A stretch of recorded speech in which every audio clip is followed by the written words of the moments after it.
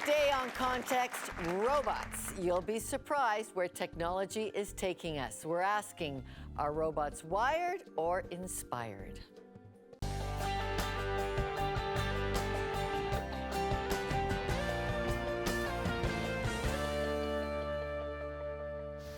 The futurists were right. What humans have done for generations, robots are taking over. Robotics have dominated industry for years, from mining to manufacturing, but now they're moving in on our social lives. Today, robot friends are being devised to care for the infirm. Robots are learning to drive cars and fly fighter jets. Artificial intelligence is making decisions in industries that affect all our lives. And now what it means to be human stands toe-to-toe with robotic gemenoids and devices that are being created to store our thoughts and our essence for eternity. Science and engineering have made way for a genuine robot revolution. Francis Jensen is a researcher at the Ontario Brain Institute, and he's here to guide us through this brave new world. Francis, welcome to Context. Great to have you here. Thank you for joining us. Thank you, Lorna. Now, I'm kind of curious why the Brain Institute would be interested in robots, because they don't have brains. So what are you... At least I didn't think they had brains. That's a great question. Well, the Brain Institute is we're an organization that funds research across the province of Ontario. And so we don't actually do research at the Brain Institute itself, but we actually work with researchers across the province, at universities, at hospitals. Now, where robotics comes into place is when we work with industry partners who are interested at developing technologies to help patients who suffer from different disorders. So, for example, we've worked with a company called Beacon, B-K-I-N, and they've actually developed a tool to help patients who suffer from motor disorders to help diagnose their symptoms and find better treatments. Another form of and that's a robotic tool that diagnoses better than a doctor does. It helps diagnose, that's right. So it would do better than a doctor under certain conditions based on complex motor tasks. So this is a articulated robot with 2 arms, and it's called the kin arm, and allows patients to play games with this robot. Is this a cognitive robot, or help us understand what a cognitive robot is? So a cognitive robotics is actually a field in the world of robotics, especially in the world of cognitive science. So cognitive scientists who try to understand the brain better will actually develop robots that work with mechanisms that are similar to what the brain would do. So for example, robots that integrate attention mechanisms, robots that integrate sensory and motor coordination, robots that also have a memory and the ability to learn. So all these components that are part of a cognitive, a brain, a human brain or even an animal brain, we would be able to model inside a robot to better test the theories that we have about how the brain works. So our brains are breaking down, not good enough. A robot can be wired to replace those elements. Is this like artificial intelligence? Artificial intelligence is really the study. It came really about in the mid-1950s. There was a big group that came together actually at Dalhousie University in the US in 1956 to be exact. And what they found is that we had an early idea about how the brain might work. We understood that neurons were inside the brain. We understood that studying animals and rats, for example, or horses and dogs, that they behaved a certain way. But what they came to realize is that we needed to understand more formally. How does this actually work in a way that we can describe it almost in a mathematical way. So artificial intelligence is really this approach that uses mathematics and computer science to try to understand how the brain works. And we have tools of artificial intelligence that help us every day, like what? That's true. So that's a very good, so there are many tools. There are tools, for example, when we order a book on a company website that give you different recommendations for other books that you might be interested in. AI technologies are now being used to be able to filter down what data is going to be relevant for those who are looking for new things. Okay, so now help us understand what's an android and how is it being used today? The word andros, which means man from Latin, is really the idea of building robots that are sort of human-like. So an android is really a specific class of robot that allows us to look at how could robots interact with us in a better way? How could they be a bit more like us so that we can work with them and they could work with us? And so the idea, the field of android science and engineering is looking at how can we develop these agents that have a human form and can really interact with us in better ways. And do you have any cautions or concerns about where we're going with robots? Human form, artificial intelligence? There are some concerns I think that we have to have, as I think we have to be worried about the humans who are actually thinking about these things and who may be able to exploit robotics. So anything that has the ability to learn, to be able to interact and predict sort of the environment, but also take control of the environment, can be a potential, a hazard. This is sounding like a sci-fi movie. So watch out for the robot makers, and watch out for the people who are running the robots. That's right. I think we need to have. There are definitely things that we need to put in place in terms of the way the policies, safeguards, exactly. Sort of the way that we manage the development of robotics, the way that we even the rules that we give them or that we allow robots to exist in need to be, we need to put some thinking into it. And the time is now? Like now, that's why we're having this discussion, absolutely. is it's robots are here. Earlier the better. Are we going to decide, the earlier the better, the ethics on robots? That's right. All right. Thank you. Francis Jensen, scientist and researcher at the Ontario Brain Institute. It was world-renowned physicist Stephen Hawking who sounded the alarm on artificial intelligence. He recently told the BBC the development of full artificial intelligence could spell the end of the human race. I had the opportunity to ask Commander Chris Hadfield, former chief of robotics at NASA's astronaut office, his perspective on that. If you allow, I don't know, the fox to guard the hen house, right? Foxes are smart. Foxes are clever animals, but they don't necessarily have the same morality or the same set of objectives or the same safeguards or checks and balances that a person has. And if you then give them authority to make decisions, you may or may not get the results that you expect. And if a computer gets to a level of intelligence where it can start to affect your life, then you really have to be careful giving that authority to, like, for example, if the anti-skid in your car had a brain of its own, if it didn't matter when you pushed on the pedal, if just your car braked when it thought it was time to brake, it would be completely inappropriate. Sometimes it would brake crazy, and sometimes you'd crash into things because it doesn't have the same set of objectives you do. And as computer intelligence gets more and more capable, we tend to rely on it more and more. Siri, tell me what is, and we kind of trust it, because it becomes almost human-seeming.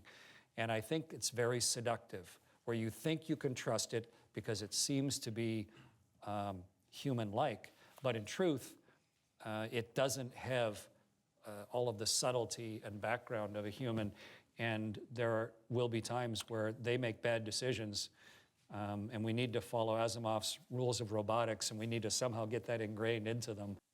And a word of caution on putting our trust in the artificial intelligence of our robotic devices. Well, it's time to head to the field to find out how you and I get to the point of trusting robots and what researchers are learning about robots trusting humans. We've seen it in movies. Man makes robot, and robot takes over mankind. You are terminated. As artificial intelligence becomes more and more a part of our world, are the movies right? Will robots one day pose a threat? David Harris Smith is the co-creator of Hitchbot, a robot he created that is designed to create a trusting bond between man and machine. But it's reversed. For David, he wants to know if the robot, or Hitchbot, can trust us as humans. Here we have a very vulnerable machine that we can turn loose into the world, and it's entirely dependent upon human empathy to move, to accomplish its goals. Hitchbot has been traveling all over the world, most recently across Germany and Canada. For David, it's important that machines can trust us. We want to be able to release machines to operate outside of constant human supervision. That's the goal. In order to do so, there are situations where we're relying on people socially to understand the value of that machine, its function, its purpose, and to respect basically a piece of property that doesn't really have anyone out there to look after it. An interesting concept. I wonder how Neil would feel about that. In making a robot that has as its goal to hitchhike, to travel, to kind of throw itself at the mercy. Greetings, I am Hitchbot. Please sit me down inside your car and plug me in. Refer to me as Hitchbot. Keep the radio quiet and the window by me closed. Avoid. Yes, and Hitchbot actually has a lot of demands to make. So it does need to be appealing to people. So what does David think the future will look like? We can relate this question to other instances where human beings become very attached to their technologies, right? So their cell phones, their computers, their cars.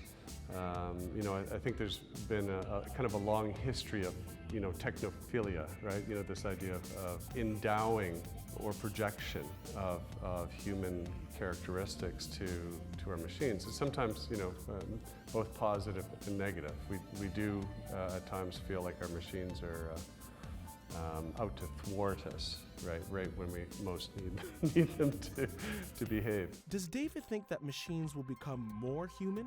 When I say I feel awe and you feel awe, we kind of assume that, I'm feeling it the same way you are, but we don't really know. It's like seeing a color. We are the designers of robots. We will be the programmers of the algorithms by which they run. Do we make the error, or do we, forget to write in the little bit of code that says, yes, it might be more efficient to produce paper clips without human beings around, but we don't want to do that. There needs to be, I think, an ongoing recognition that we are the designers of our technologies. At some point, those technologies might become the designers of human life. We will likely, that's a very likely scenario, that we will need robots and artificial intelligence to assist us in, say, the repair or the rejuvenation of the human body, or with some of our genetic projects. Coming up, what happens when robots are designed to mimic humans?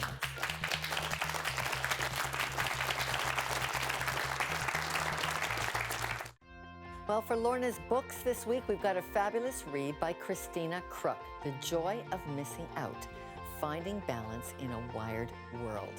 In our technology-driven place, this practical book offers insight into finding balance for those of us who can't live without our smartphones, something maybe we all need. So for your chance to win a free copy, just go to the website contextwithlorna.com and click on Lorna's Books to your chance to win a free copy.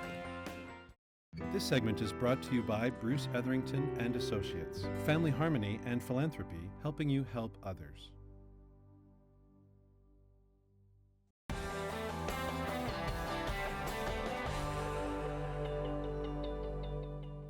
We're pleased to welcome Dr. Brandt Waters, Professor of Christian Social Ethics at Garrett Evangelical Theological Seminary. Dr. Waters is joining us by Skype from his office in Evanston, Illinois.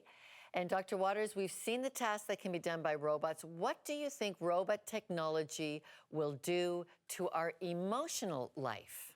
I think over time it will diminish our emotional skills and make us increasingly insular. What I mean by that is that people disappoint and they irritate us. And I think what we might do is begin to use robotics and artificial intelligence to create people, or at least replicas of people, who will not disappoint us, who will not irritate us. And increasingly what we will want to do is simply make other people in our image rather than letting them be who they are. One of the things that enriches human life is really seeing the other as other. And that other is always going to be a bit mysterious to us. Oscar Wilde once said something to the effect, only shallow people don't judge by appearance. And what he meant by that is that the invisible really isn't mysterious. It's the visible that's mysterious. And I think in losing that mystery of the other, we also lose a source of delight and joy in life. Okay, we want to play you a clip from a documentary called Roboticize Me that probes that question. Watch this and then we'll have you comment. Here in Japan, one man is breaking that barrier. Hi, Professor Ishiguro. Thank you for seeing us. Don't take too much of your time. You seem very cold. It is not me. I see. Nice to meet you. Professor Hiroshi Ishiguro is a pioneer in the field of gemenoids, robots that look more human than machine. You know, for his robotic twin, he even used hair from his own scalp. And why did you create him? The reason is I want to know what human is, right? And I want to understand what I am. So if we create our copy, we can observe ourselves objectively. Well, there you have Japanese professor Hiroshi Ishiguro making androids very human-like robots, saying his work is really to study what it means to be human. For centuries, people have looked at Jesus Christ as a model for what it means to be human. What does that have, that technology really can't even duplicate in its worldview and its look? You have to really ask the question as a Christian, something about the incarnation. What does it mean for the Word to become flesh, for God to become a human being? And in that very act, there's an affirmation again of our finitude, our mortality, our imperfections. And it means that, in a sense, we are affirmed as creatures that were created by God, not to be with machine-like perfection, but the very kinds of things that enrich our lives through the unanticipated, even the mistakes we make, I think, or eventually enriches our lives. I think that's what's being lost. There's a reverse of the incarnation, and the incarnation is the Word that becomes flesh. In this quest is now flesh is turned into data, which can be manipulated and duplicated in artificial means. Well, a new word for me that this discussion raises is transhumanism. It's an issue of technological immortality, a future where our brain, like you say, can be turned into data, loaded into a machine. What's your take on that transhumanism idea of technological immortality? Well, I think transhumanism, interestingly enough, is really becoming almost another religion offering salvation. And what it's trying to offer is an ability to overcome the finitude and mortality that makes us human by offering immortality as endless time. I think right now there's three strategies among the transhumanists. One would be called biological immortality, in which we think we can tinker with the genetics and eventually stop the aging process or overcome it. If that doesn't work, there's bionic immortality, which is a combination of flesh and machine, artificial hearts, artificial blood, things like that. Then finally, is what I would call virtual immortality, is precisely what you're saying. It's assumed that the digital information, which constitutes our personality, can be uploaded into a computer and then downloaded into either artificial programs or robotic hosts. Now, what this really assumes is that basically you and I are nothing but a series of zeros and ones. And the host really doesn't matter. So our bodies are not very good hosts for what we are. We have to find a better one. I think there again, the danger of that is to disregard what it means to be an embodied being, an embodied creature. In some sense, it's a way of really saying we despise how we were created. Okay, now let's take a look at how robots are currently being used for well-being. Watch this from the doc Roboticize Me. For Sherry Turkle, a robo-companion raises some unsettling questions. So we're kind of setting ourselves up for really inauthentic relationships. And I just think we should ask ourselves, why are we doing this? If you start to confide in a robot and talk to them, and they say a little something back to you, enough to give you the feeling that there's somebody home, you have the feeling of connection, the illusion of friendship, without the demands of intimacy, without really there being anybody there. That was Sherry Turkle, the author of Alone Together, Why We Expect More from Technology and Less from Each Other. Dr. Waters, what is the social cost of having robots as companions, as we just saw? I think what this does is exacerbates that situation and relieves us of the responsibility to provide care. So I can see some benefits from it, but I think the danger is that essentially this is a way of sequestering people in need of care at the end of life. I think at the other end, there's some alarming trends as well, that youth and young adults are beginning to prefer artificial companions. I remember reading one of Turkel's books where there's a chilling phrase by a young adult who says, "People are dangerous, robots are safe." So this, and again, I think it's an approach of saying, I can control my life better if I can control the companions and create these companions. And essentially they become mere reflections of who we are rather than people who are other than us. Well, and if we are facing a diminishing sense of self amid robot technology, artificial intelligence, even our own dependence on the screens of our technology, how would you advise we recover what it does mean to be human? Well, I think three things come immediately to mind. One's very simple, is make the machines our servants and don't let them master us. So turn the mobile phone off at dinner. Open the inbox when you want and not be a slave to every email coming in immediately. I think secondly is a recovery almost of the technological Sabbath, of really taking a rest from the machines and really begin to discover what does it mean to interact with other people. And thirdly, I would say rediscovering the art of civil conversation, of really taking the time to talk to people and not to simply be dependent upon texting, on emailing, because I think it is in the give and take of a face-to-face conversation we begin to discover each other as human beings. Well, Dr. Waters, thank you so much for joining us on Context. My pleasure. Dr. Brandt Waters is a professor at Garrett Evangelical Theological Seminary. He joined us today from his office in Evanston, Illinois. All right, well, this requires a little bit of deep thinking. We're going to go to Christina Crook, who used to work with us and has written a great book about what happens when you need to reboot. And Christina, you had to reboot your life a bit to go home and raise young children. And along that path, you wrote a book called The Joy of Missing Out, Finding Balance in a Wired World. What's your best advice for how we recover our relationship with ourselves when artificial intelligence, like my smartphone, kind of takes over? What's your best advice for getting a grip on that?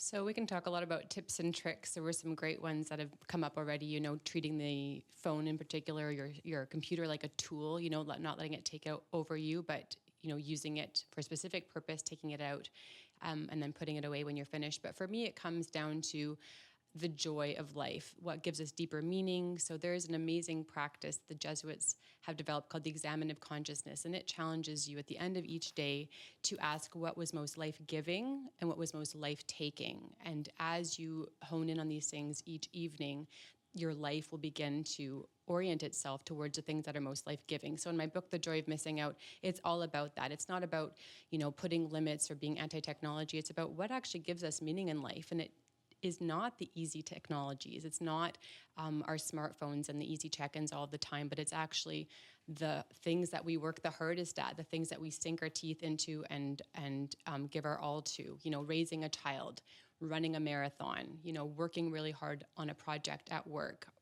That blood, sweat, and tears that's soaked into that project or that life or that relationship, those are the things that give us most joy and meaning. So I'm all about focusing on those things more than being doom and gloom and worrying about the future. Christina Crook, former staff member here and now a bright young new author. Thank you so much for joining us today. Thank you. And Sheldon, over to you with a question for our viewers at home on this fascinating subject of robots. Thank you so much, Lorna. And at Context, we always love to hear about what you have to say. So today's question: what do you think will be the best or worst aspect of our future with robots? Contact us by any of the means you see on the screen. We'd love to hear from you and respond to all our mail, no robotic reply, here at Context. have your say to posting to our Facebook page as well, or give us a call. That's 1-800-215-4913, or write to us at comments@contextwithlorna.com. Coming up, some final thoughts on robots, artificial intelligence, and the idea called transhumanism.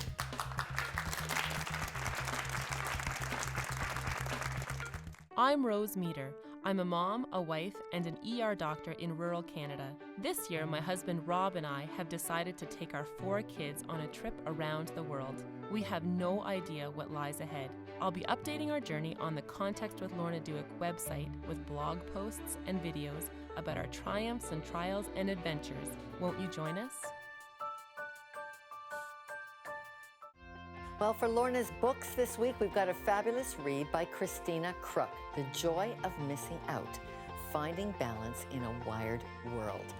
In our technology-driven place, this practical book offers insight into finding balance for those of us who can't live without our smartphones, something maybe we all need. So for your chance to win a free copy, just go to the website contextwithlorna.com and click on Lorna's Books to your chance to win a free copy. Coming soon on Context, T.D. Jakes, the remarkable motivational pastor, sits down with Sheldon Neal in Dallas, Texas to talk about dreams and the motivation it takes to make them come true. You won't want to miss it.